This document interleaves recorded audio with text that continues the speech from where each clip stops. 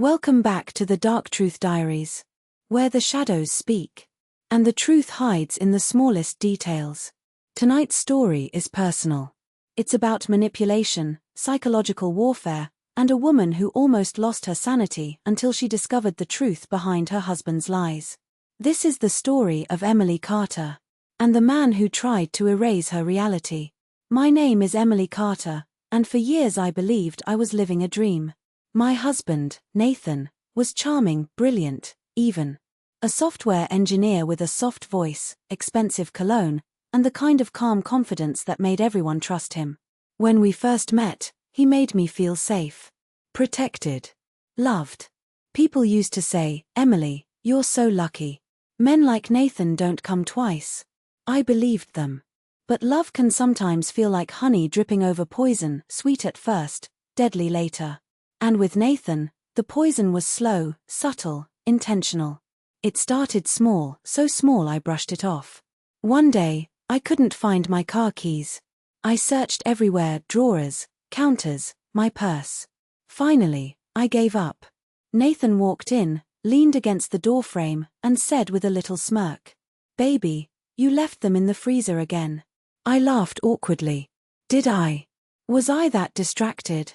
The next day, I missed an appointment because the alarm never rang. But I clearly remembered setting it. Nathan looked at me and said, "You've been so forgetful lately. Are you stressed? Or is it something else?" His tone wasn't loving. It was amused. Almost entertained.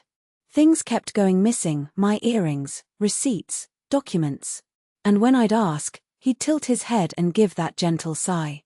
"Honey, you really should get checked. This memory thing isn't normal." Slowly, I began to doubt myself. Gaslighting doesn't begin with lies. It begins with doubt. Nathan stopped me from seeing my friends.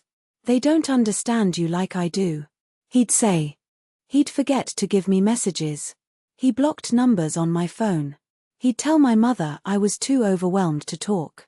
Every time I tried to confront him, he'd say, "Emily, you're being dramatic. You're imagining things again." He said it so often that I began to believe him. And that was exactly his goal. Everything changed on a Tuesday evening. Nathan and I had just eaten dinner. Nothing unusual. I went upstairs to shower and found muddy footprints on the carpet in our bedroom. Footprints too big to be mine. When I confronted Nathan, he didn't even blink. "What footprints?" "Nathan, they're right there." He squinted, pretending to be confused. "Emily, there's nothing there. Honestly, I'm getting worried about you." But I know what I saw. Over the next days, the household items moved again. Lights flickered at odd times. The thermostat kept changing itself. One night, Nathan shook me awake at 3 a.m. "You were screaming," he whispered. "You're having hallucinations. We need to get you help." But I wasn't screaming. Not then. Not ever. That was the night I realized. Nathan wasn't helping me. He was pushing me over the edge. The turning point came from the unlikeliest place, a phone call. Nathan left for work one morning, but he forgot his secondary phone on the kitchen table. A phone I didn't even know existed. It lit up with a message. "Camera is active. Same routine." I froze. Camera? Routine? My chest tightened as I unlocked the phone. He used the same password as his email. There were messages, hundreds of them. From someone named a neighbor. A woman. And the text thread revealed everything.